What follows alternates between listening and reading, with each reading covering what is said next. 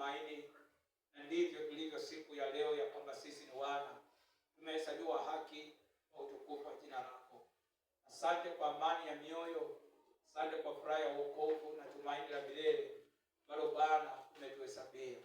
Baba, tumekusanyika nyumbani mwako chini ya madhabahu yako ili tukaweze kusikia kutoka kwako. Nakushukuru Mungu, maana umeniheshimisha kunipaka siku ya leo Bwana kwa ajili ya watu wako. Ni Mungu nikaweza kulileta neno lililo la wakati litakalouisha mioyo yetu kwa maonyo, kwa makemeo Bwana, ili tukadhibitike katika misingi ya kweli sawasawa na makusudi na uaminifu wako, maana wewe wastahili. Baba, kila mmoja aliye katika ukumbi huu, Mungu mwenye enzi, Bwana, sawasawa na matarajio, ukaweze kuhudumia mioyo yetu Bwana. Hakuna atakayeondoka hapa jinsi alivyoingia, maana mioyo yetu ina shauku nawe Bwana, ukaweza kutusaidia. Asante Mungu wa amani, na nena uponyaji kwa aliye mdhaifu katika mwili wake, na nena amani ya moyoni kwa yule Bwana mtakatifu ambaye mfalme amekafurishwa na hali ya mawimbi ya maisha, ukampe haki na utulivu wa kweli katika moyo wake, kwa kuwa Bwana ulilipa karama ya amani msalabani. Pokea utukufu na heshima Mungu, maana wewe ni mwema mfalme. Hudumia aliye mahali hapa ambaye hata kupokea wewe kwa mwokozi wa maisha yake. Baba, naomba kwa jina la Yesu, kwa Roho Mtakatifu wa Bwana, wewe unayeshawishi mioyo ya wanadamu, hudumia mioyo ya watu ambao wamekuja kusikia kwako Mungu, hata kwa ajili ya kupokea wokovu, maana wewe ni mwaminifu. Asiwepo hata mmoja atakayepotea, asiwepo hata mmoja atakayeondokea tumaini Bwana, maana wewe Mungu unatupenda. Utukuke na uinuliwe, maana tumeitakaza anga kwa damu ya mwana kondoo. Tumenyamasisha kila maroho za upinzani kwa jina la Yesu Kristo. Kila maroho za kutumwa Bwana kwa nia ya kufuruku mkutano na mawazo ya watu wako hayana mamlaka katika mkutano huu kwa jina la Yesu Kristo. Maana Jehova Roho Bwana hapo katika utawala katika mkutano huu, kuhudumia kila mmoja kasawa na makusudi yako, kwa uaminifu na heshima ya jina lako Jehova. Asante Mungu wa baraka, pokea utukufu na heshima, maana wewe ni mwema na wewe wastahili. Kwa Kristo Yesu tulibariki jina lako. Amen. Tumpe Bwana sadaka ya makofi kwa jina la Yesu. Amina. Amina. Tunatarajia kuwa na wageni.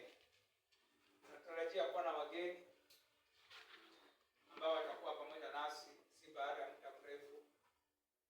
Na lengo kubwa ni kwamba tulipokuwa katika kesha, nilikuwa naambia wapendwa ya kwamba kuna majira ambayo Mungu ameachilia kwa ajili yetu.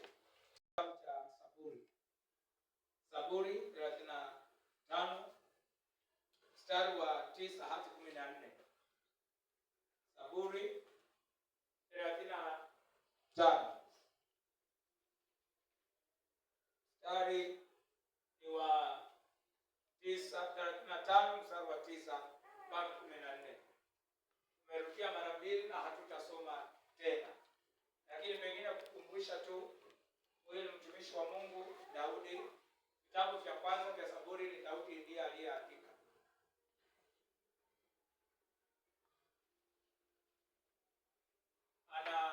Anatoa moyo wake na anaeleza changamoto na masikitiko mengi ambayo yamempata katika maisha. Ameeleza vile ambavyo watu waliokuwa karibu na yeye, marafiki zake, watu waliokuwa wanaheshimiana, watu waliokuwa wanamheshimu wakati maisha yake yalikuwa yamestawi na kudhibitika vizuri, lakini baadaye changamoto zilipompata, hao watu waliokuwa wanaheshimiana naye wakamkeuka. Hiyo heshima hawakuizingatia tena, wakaanza kunena maneno kinyume, kumdhihaki, kumuonyesha ya kwamba yeye sio kitu. Watu aliosimama nao, watu maisha yake kwa ajili yao, watu ambao hata hawakuwa mbali nake, lakini yeye Daudi alijinyima na kuhakikisha ya kwamba moyo wa upendo wa Mungu uliokuwa ndani yake ameudhihirisha katika maisha yao. Lakini wakati wa hitaji na majira yalipobadilika katika maisha yake, wote wakamkeuka na hawakumhesabu kuwa kitu. Lakini katikati ya yote, jambo linalotutia moyo, anasema ya kwamba yeye alifurahi katika Bwana, alimtumainia Mungu, kilichomwezesha kusimama katikati na mambo ya uchungu kama hayo, wakati watu wanakulipa mabaya kwa wema ulioufanya, kilichomwezesha akaweza kusimama na kushinda. Yeye alifurahi, moyo wake ulikuwa na msingi katika Bwana, na kwa ajili ya hiyo ilimwezesha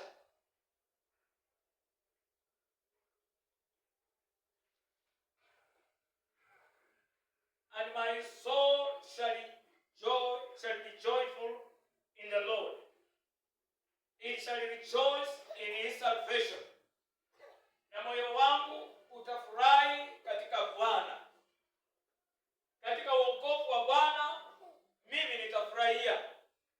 Ni kweli hayo yote ya kuniumiza yako, nina sababu ya kukwazana na watu, nina sababu ya kubloko namba za watu katika simu yangu wasinitafute tena, maana wameniumiza. Nina sababu ya kukosa hata kwenda kanisani, maana hata walionikwaza ni wa kanisani. Nina sababu kabisa, maana ni pasta mwenyewe ndiye aliyenikwaza. Nina sababu kabisa kulingana na yale walinifanyia. Nina sababu nijizuie nisiwe na uhusiano nao tena. Lakini yeye akasema sitafanya hivyo. Mimi moyo wangu utafurahi katika Bwana. Sitaangalia katika yale walionifanyia. Moyo wangu utafurahi katika Bwana. Amina. Yeye akaazimia. So kwa Sunday mbili tumeongea kwa undani kwa yeye aliyekuwepo katika session hizo mbili. Naamini tuko pamoja na unaelewa mahali tupo. So leo tutaanza katika session ya pili ya fundisho hili, ambalo nilisema ya kwamba Mungu ana haja na kuhudumia nafsi moja mahali hapa. Mungu ana haja kuhudumia mmoja wetu. Ana haja nami, ana haja nawe katika fundisho hili. Akuondoe katika uvuli wa huzuni na makwazo na uchungu wa moyo ambao umekuzunguka kutokana na watu ambao hawajatambua bidii na juhudi zako katika maisha yao. Ili ukaweza kujikomboa, ni vizuri uwe na mtazamo tofauti na uliweke tegemeo lako katika Bwana, kama vile huyu mtumishi wa Mungu alivyoazimia katika moyo wake. So tuko katika sehemu ya pili ambayo ni ya muhimu sana, na ningependa tutembee pamoja, maana unaweza kujipata katika kipengele hiki kimoja. Nilisema ya kwamba mara nyingi sio rahisi.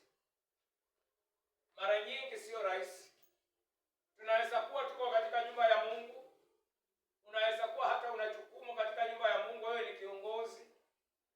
Unaweza kuwa wewe una bidii, kuna mambo unayafanya katika nyumba ya Bwana, lakini kumbe furaha ya Bwana imekuondokea. Ama kama haijakuondokea,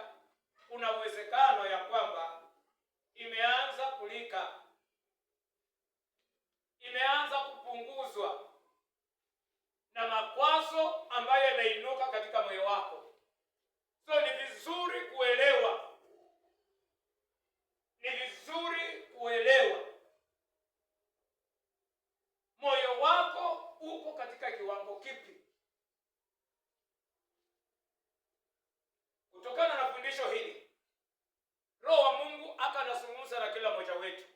Pastor anayefundisha hana habari na kile ambacho unapitia. Yeye hana habari. Yeye ni mjumbe wa Bwana, ametumwa kwa kanisa la Bwana. Lakini wewe waelewa, na Roho aliyetuma mtumishi wake anakuelewa. So anahacha uchukue hatua. Ikiwa utajipata katika picha hii moja anayoileta, ni vizuri kufanya maamuzi ya haraka kabla hatari kukupata katika maisha yako. Ni vizuri kuzingatia yale ambayo Roho wa Mungu anayaleta katika jina la Yesu. Usifanye roho yako ngumu. Usijihesabie haki. Chukua maamuzi kwa haraka ili uponye nafsi yako. Amina. Ili uiponye nafsi yako, ili ukaingie katika nafasi ambayo Mungu anakutarajia uingie kama mtoto wake, ili ukaweze kuingia katika furaha yako, ukaingie katika hatima yako sawa sawa na makusudi ya Mungu aliyo nayo kutoka mwanzo juu yako katika jina la Yesu. Number 1,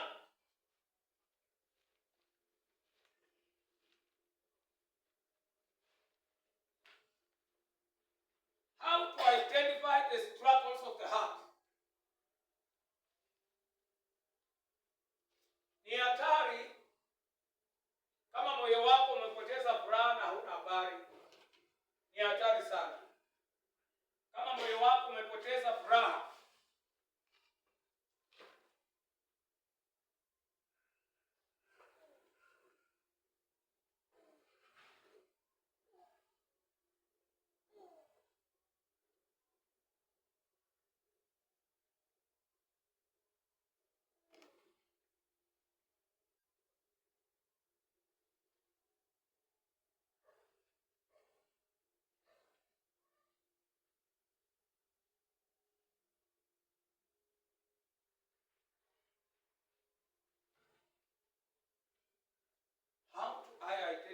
The struggles of the heart. Point number 1 tulikuwa tumeiangalia.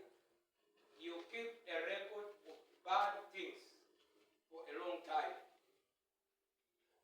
You keep a record of bad things for a long time. Njia moja ya kuelewa ya kwamba moyo wako ama maisha yako yamepoteza furaha ya Bwana, ama furaha ya Bwana ndani mwako imeanza kupunguzwa, maana ni ajenda ya Shetani.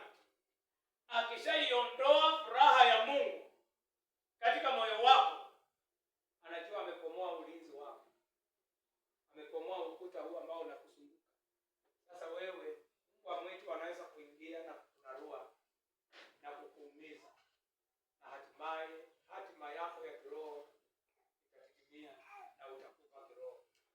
Ni furaha ya Shetani ahakikishe ya kwamba anaiondoa furaha ya Mungu katika maisha yako, ambayo imekuwa nguzo ya huyu mtumishi wa Mungu. Kama haingelikuwepo, kama moyo wake haungelikuwa umethibitika katika furaha ya Bwana, angekaa katika huzuni nyingi na makwazo mengi katika moyo wake.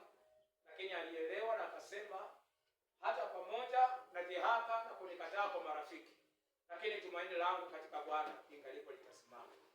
So ikiwa wewe katika maisha yako ni mtu wa kuweka kumbukumbu ya makosa,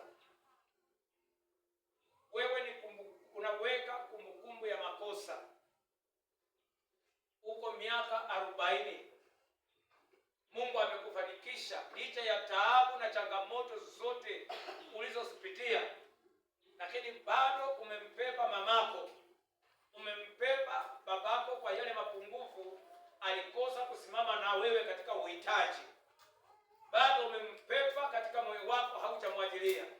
Lakini Mungu yuko nawe pamoja na shida zote, pamoja na watu kukukataa, pamoja na taabu ulizozipitia, lakini uaminifu wa Mungu umejifunua kwako.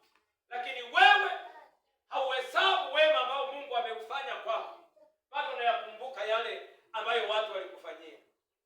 Amina. Umeyaweka, unayaona kana kwamba umetendewa jana. moyo wako unaweka nakala ya mabaya uliyofanyiwa na watu, hiyo ni ishara moja ya kukuonyesha ya kwamba kuna hatari. Afadhali umkimbilie Bwana mapema. Ikiwa moyo wako ni moyo wa kuweka nakala, kumbukumbu ya mabaya na makwazo ambayo watu wamekufanyia, umesiweka kumbukumbu. Nataka tuangalie maandiko.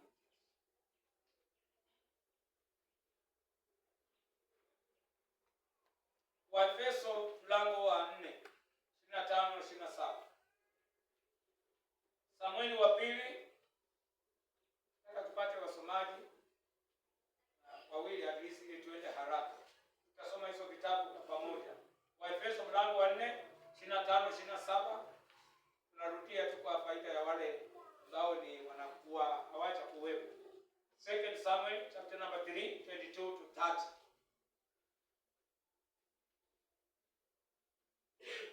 Waefeso mlango wa 4 mstari wa 25 hadi 27. nasoma: basi uvueni uongo, kaseme kweli kila mtu na jirani yake, kwa maana tu viungo, kila mmoja kiungo cha wenzake. Muwe na hasira, ila msitende dhambi. Jua lisichwe na uchungu wenu bado haujawatoka, wala msimpe Ibilisi nafasi. Samueli wa pili mlango wa 3.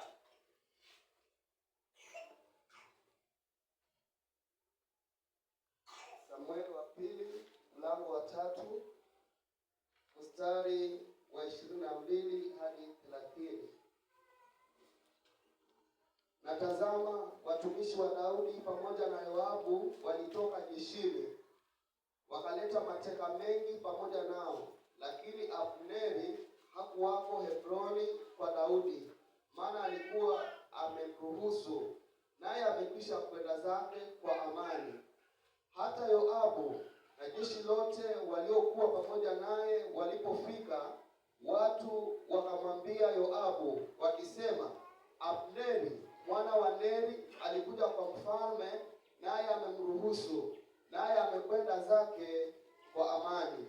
Basi Yoabu akamwendea mfalme akasema, umefanyaje? Tazama, Abneri amekuja kwako, mbona umemruhusu, naye amekwisha kwenda zake? Wewe wamjua Abneri mwana wa Neri, ya kuwa alikuja ili kukudanganya, apate kujua kutoka kwako na kuingia kwako, akajue yote uyatendayo. Naye Yoabu alipotoka kwa Daudi, akapeleka wajumbe kumfuata Abneri, wakamrudisha kutoka kisima cha Sira, lakini Daudi alikuwa hana habari. Basi Abneri alipokuwa amerudi Hebroni, Yoabu akamchukua kando hata katikati ya lango, ili aseme naye kwa faragha, akampiga mkuki wa tumbo huko hata akafa, kwa ajili ya damu ya Asaheli ndugu yake. Hata baadaye Daudi aliposikia akasema, mimi na ufalme wangu hatuna hatia milele mbele za Bwana.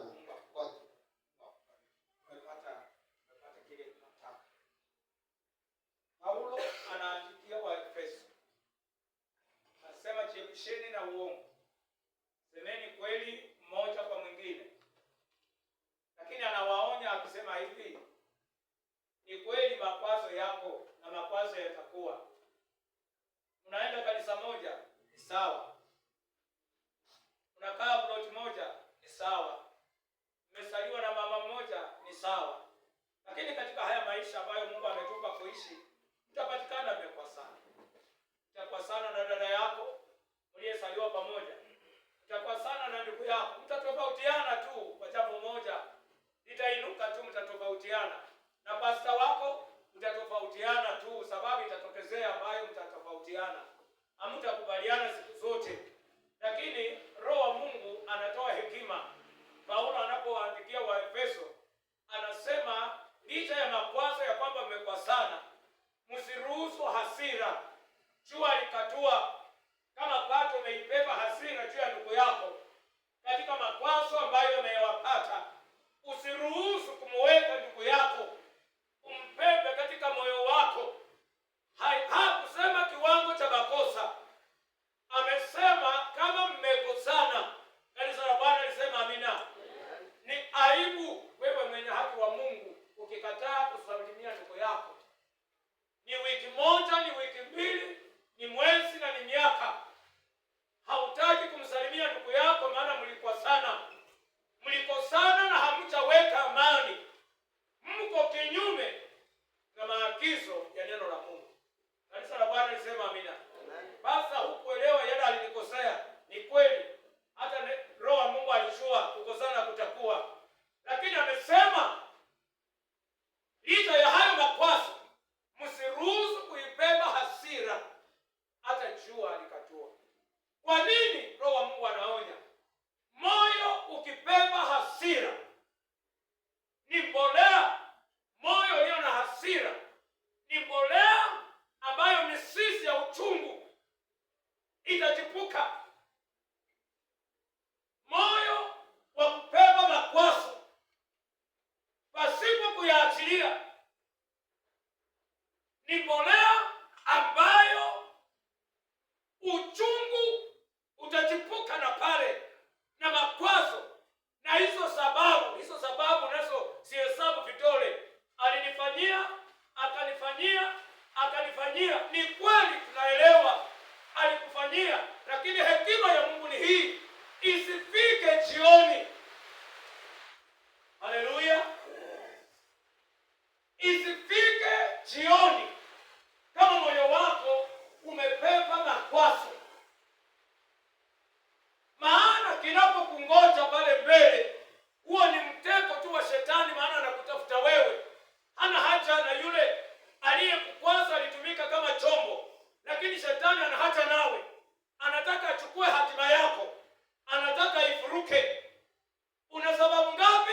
Ni sawa, lakini mbele za Roho wa Mungu anasema jua isitue kama bado umesipepa na umeyahesabu katika moyo. Jua isifike jioni yako kama bado umempepa mtu. Hiyo ndio standard ya Roho wa Mungu, ya mtu wa Bwana kukaa katika furaha. Furaha ya Mungu itaendelea kukuchika ndani mwako kama wewe ni mtu wa kujifundisha kuachilia vitu ambavyo vyaumiza moyo. Wakati unaviachilia, Roho wa Mungu anaendelea kumimina furaha yake ndani mwako. Kikombe chako kinaendelea kufurika. Katika Samueli wa pili mlango wa 3 tumeona mtu mmoja ambaye alikuwa ni kamanda wa jeshi, anaitwa Yoabu. Alikataa kuachilia. Ni miaka mingi. Abana aliua ndugu yake Jahaeli. Ndugu yake Yoabu mdogo alikuwa pia mwanajeshi, lakini akauawa na huyu Abana aliyekuwa komanda wa jeshi la Sauli. Walipokuwa katika vita, Abana akamuua.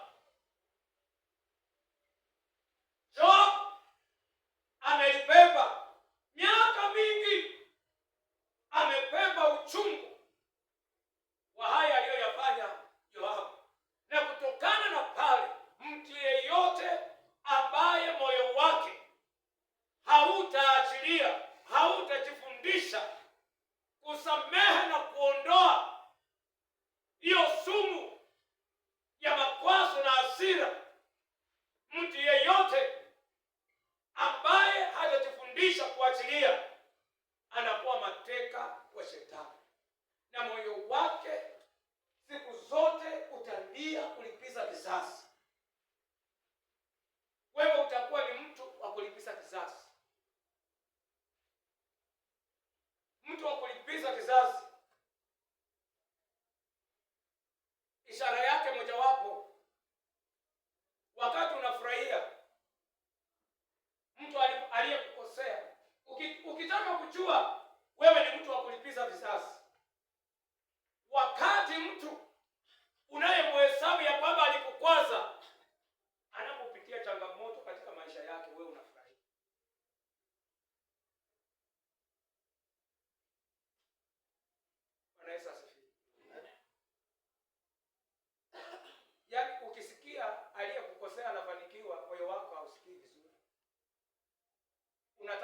unyooke, wewe uwe juu. Moyo wako una mapungufu ya Bwana, una mapungufu kufikia viwango ambavyo Mungu anavitaka katika maisha yetu.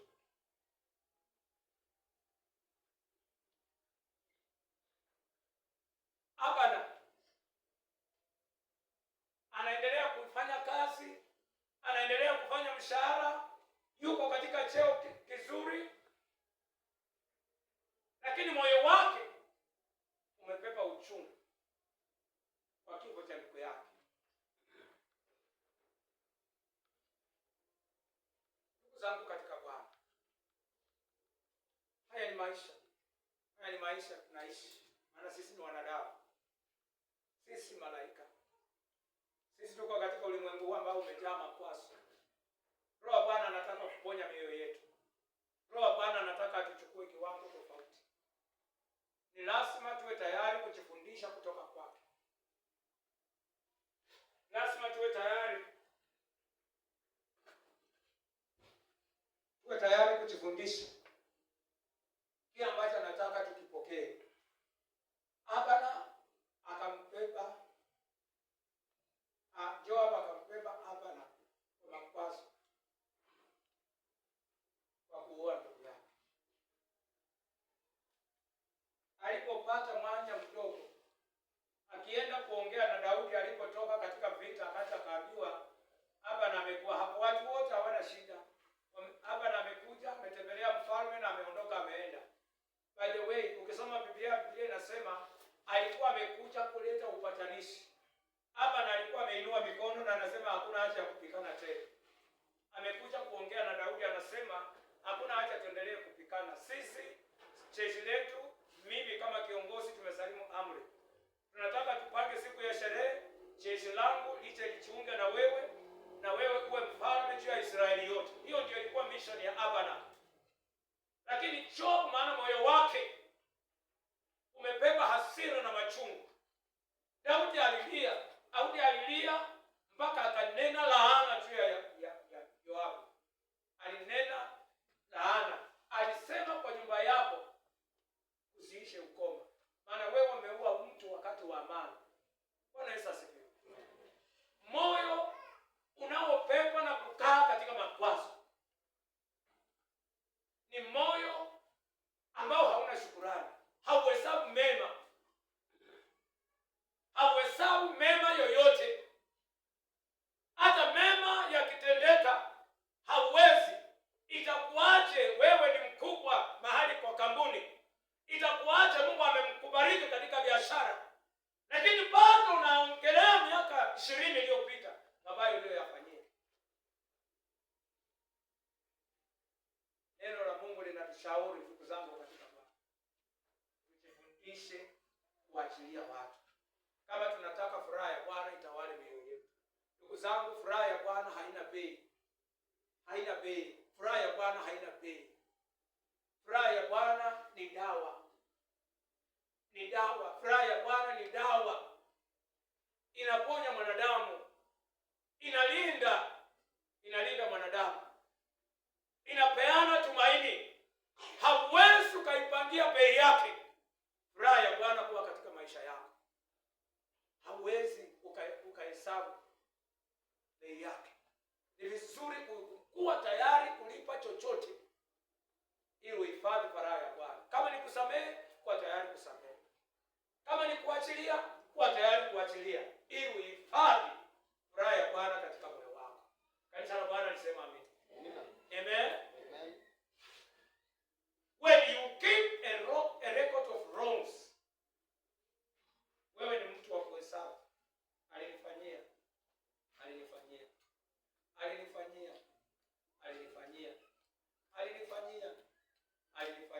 Yaani wewe ni mwepesi. Hakuna siku moja peke yake angao ukasema Bwana, pamoja na haya yote niliyofanyiwa, kama vile Daudi anakusema, nimeona uaminifu wako. Amina. Amina. Zungumza kama Yusufu. Anasema ndugu yako, najua mlikuwa mmepanga mabaya. Angalia huyu kijana. Msamaha wake unaofungua mlango za promotion kwa nchi ambayo hajulikani na mtu. lakini ni kijana ambaye moyo wake hauweki kitu. Anawaambia ndugu zake, mimi niliwasamehe kitambo. Nyinyi mnaanguka chini saa hii, mimi niliwasamehe kitambo. Mimi hakuna mtu nimeweka kwa moyo wangu, niliwasamehe. Angalia furaha kijana hapo nayo. Promotion after promotion, promotion after promotion, katikati ya mawimbi na changamoto, lakini Bwana anampenyeza, maana moyo wake una furaha ya Bwana. Amen.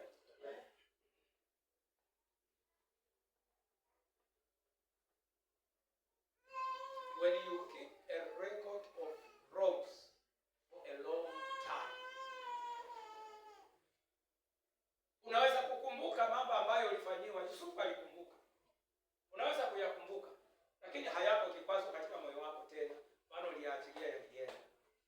Uyataji kwa uchungu tena, unayataja kwa furaha na wema wa Bwana, lakini huyabeki katika moyo wako, kama vile Yoabu anavyofanya. Number 2. Point number 2.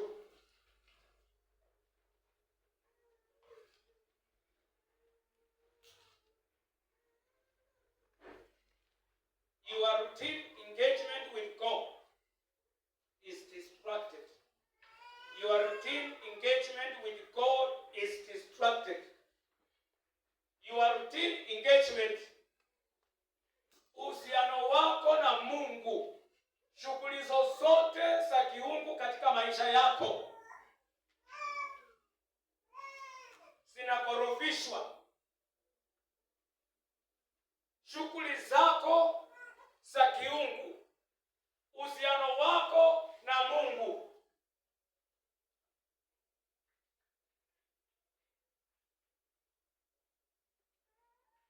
unakorofishwa.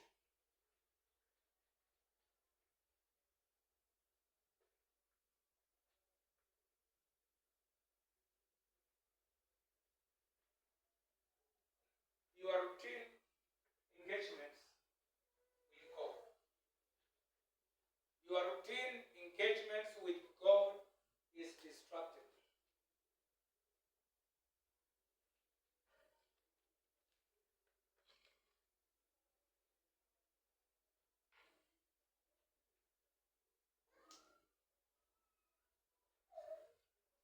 Judges chapter number 16.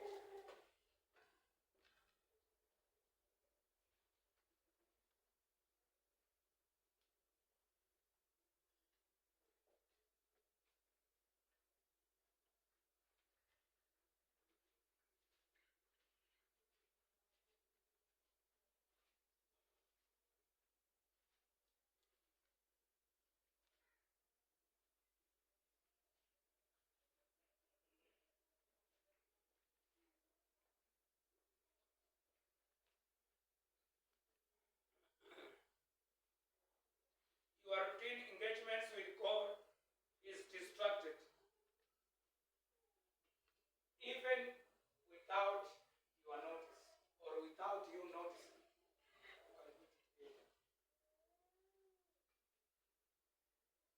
Yaani uhusiano wako na Mungu unaathirika, kwa kuwa furaha ya moyo hakuna tena, kwa kuwa furaha ya moyo haipo tena. Uhusiano wako ama shughuli zako za kiungu zinaathirika, na zinapoathirika, kuna uwezekano watu waliokuwa wamejua mahali ulikuwa umefika na Mungu, wanapokuangalia wanaanza kuona kuna vitu vinaanza kutokea kwa maisha yako. Wakikuangalia kulingana vile walikuwa wamekujua na vile wanakuona saa hii, wewe kuna kitu kinakosekana, lakini wewe hauone kama kuna shida. Amina. Wewe mwenyewe hauone kama kuna shida, lakini watu wanaanza kuulizana, kwani mama fulani kuna nini? Anaweza asifiwe. Watu wanaanza kuulizana, kwa nini anaanza kuvaa vingo hivi siku hizi? Wewe unaona ni style, si ndio? Wewe unaona ni my style, my dress, my choice, ndio? Lakini watu wanashikana wanaulizana, kwani siku hizi mama nani ana nini? Hata kutoka nyuma walikuwa hawakuoni na style kama hiyo. Na kama ni style wanajishanga.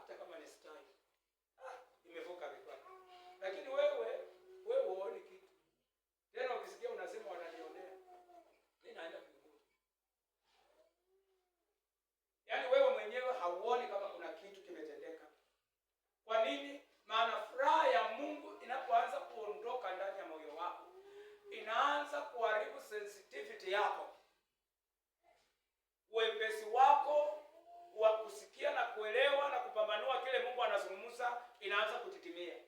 Hata roho wa Mungu akizungumza pia hauelewi. So watu walio wa kiroho wanaokuzunguka wanaona ndani ya huyu mzee, kwani kuna nini huyu mzee? Kwani kunaendelea nini? Bwana Yesu asifiwe. Miezi mitatu hakuji kanisa. Na nilipokutana naye nikamuuliza, akasema mimi niko tu wapenda, hata hakuna wasiwasi. Sasa watu wanaanza kuuliza, haikuwa huyo ndiye alikuwa anaongoza maombi ya asubuhi ya intercession. Watu wanaanza, maana wanaona kuna vitu fulani katika maisha yako haviko tena. Kuna vitu vimepungua kulingana vile walikuwa wamekujua. Wakati furaha ya Mungu ilikuwa ndani mwako inakukuchika, walikuwa wanakujua. Sasa kwa vile inalika, kwa vile inapotea, sasa wanaanza kuona tofauti, lakini wewe hauoni. Kuna ndugu mmoja yuko hapo katika mlango wa 16, tusome kidogo mstari hapo.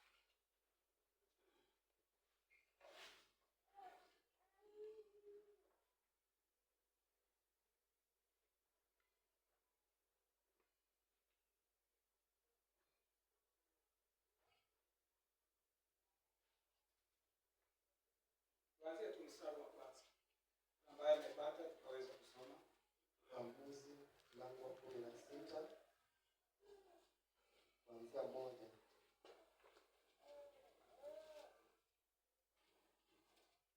Samsoni akaenda Gaza, akaona huko mwanamke kahaba, akaingia kwake. Watu wa Gaza wakaambiwa ya kwamba huyo Samsoni amekuja huku. Wakamzingira, wakampizia usiku kucha penye lango la mji. Wakanyamaza kimya usiku kucha, wakisema, na tungoje mpaka mapambazuko, ndipo tutamua. Basi Samsoni akalala hata usiku wa 8, akaondoka katikati ya usiku, akaishika milango ya lango la mji na mimo yake miwili, akaing'oa pamoja na komeo lake, akajitwika mabegani, akavichukua hata kilele cha mlima ule unaokabili Hebroni.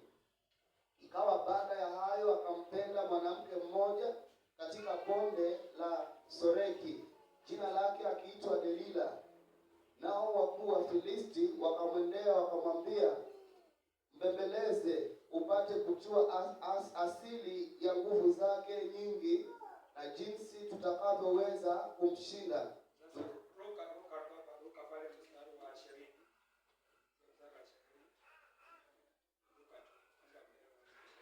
Akampembeleza, wakaenda kwake, wakampembeleza, akaambia mama, kwa huyu pastor naona nitapita hapa kwako, nataka uzungumze na yeye, ametusumbua, tunataka utuelezee. Baada mama, kile utafanya utatuambia, tutakulipa nini, lakini tunataka tujue tutafanyaje, maana amekuwa kero kwetu. Atuende mstari wa 20. Mama amepewa assignment na ameifanya vizuri. Mstari wa 20. Kisha akasema, Samsoni, Wafilisti wanakujia. Akaamka katika usingizi wake, akasema, nitakwenda nje kama siku nyingine na kujinyosha. Lakini hakujua ya kuwa Bwana amemwacha. Wafilisti wakamkamata, wakamng'oa macho, wakatelemka naye mpaka Gaza, wakamfunga kwa vifungo vya shaba, naye alikuwa akisaga ngano katika gereza. Lakini zile nywele, umepata picha. Huyu ndugu, your engagements, yani mshikamano wako na kiungu unaathirika wakati wewe unaanza kuiachilia furaha ya Mungu kuanza kuliwa ndani mwako. Mshikamano wako wa kiungu utaathirika. Tumeona case study moja ya huyu anayeitwa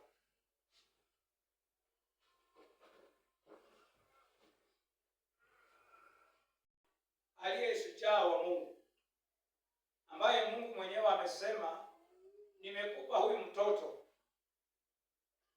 ili aweze kuwa mkombozi wa Israeli, shujaa anayetembea chini ya mafuta ya Bwana, yule ambaye Mungu anamsikia anapomuomba. Lakini wakati Samsoni alianza kuathirika na kuipoteza furaha ya uhusiano wake ya Mungu katika maisha yake, ushirikiano wake wa kiungu ulianza kudidimia. Na ulipoanza kudidimia, kuna mambo katika maisha ya Samsoni yalianza kupotea, kumuondokea, lakini Samsoni hakuelewa. Bwana Yesu asifiwe. Maadamu alikuwa anaona anapepa maketi, yeye anaona bado mimi ni shujaa wa Bwana. Asijua ya kwamba nguzo ya Mungu ya furaha ndani mwake inaanza kulika.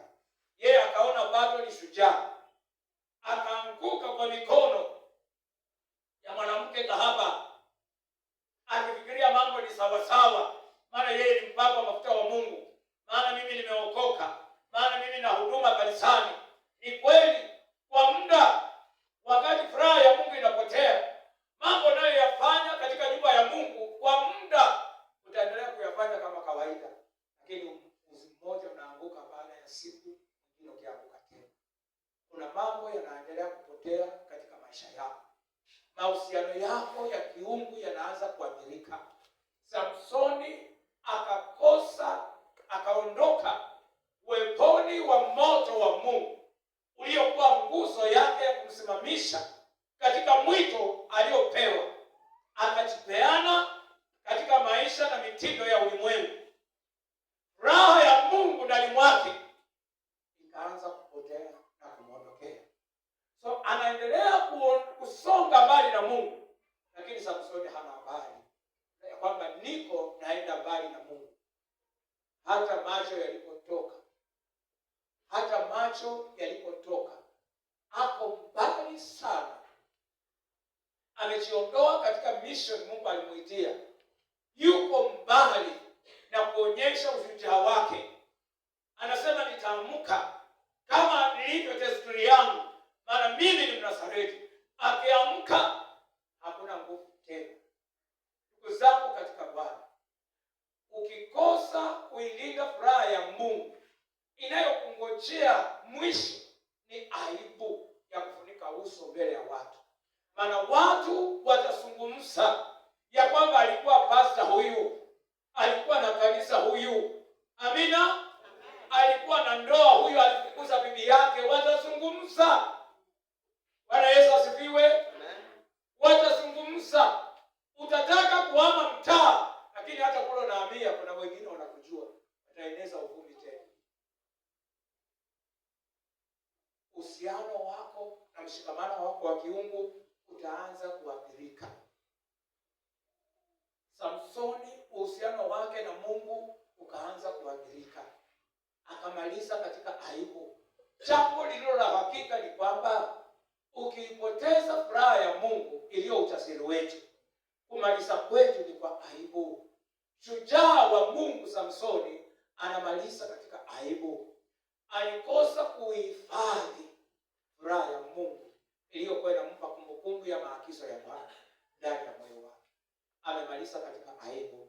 Ukisoma kitabu cha Isaya mlango wa 6, kianzia mstari wa 1 ukiendelea, Isaya alikuja akakundua, alipohudumiwa na Roho wa Mungu, akarudi katika nafasi yake haraka.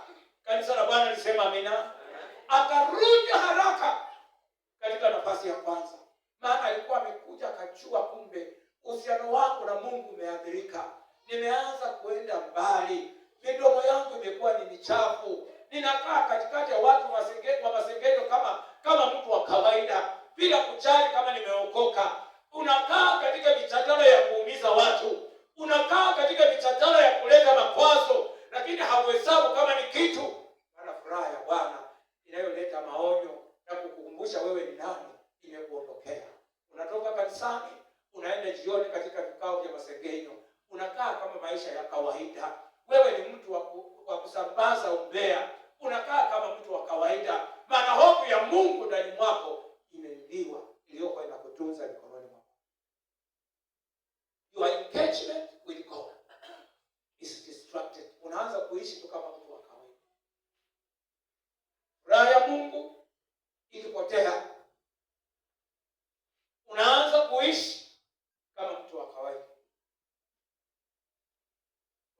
kuishi kama mtu wa kawaida. Ndugu zangu katika Bwana, narudia kusema hivi, hakuna bei tunaweza kuilinganisha nayo kama kuhifadhi furaha ya Mungu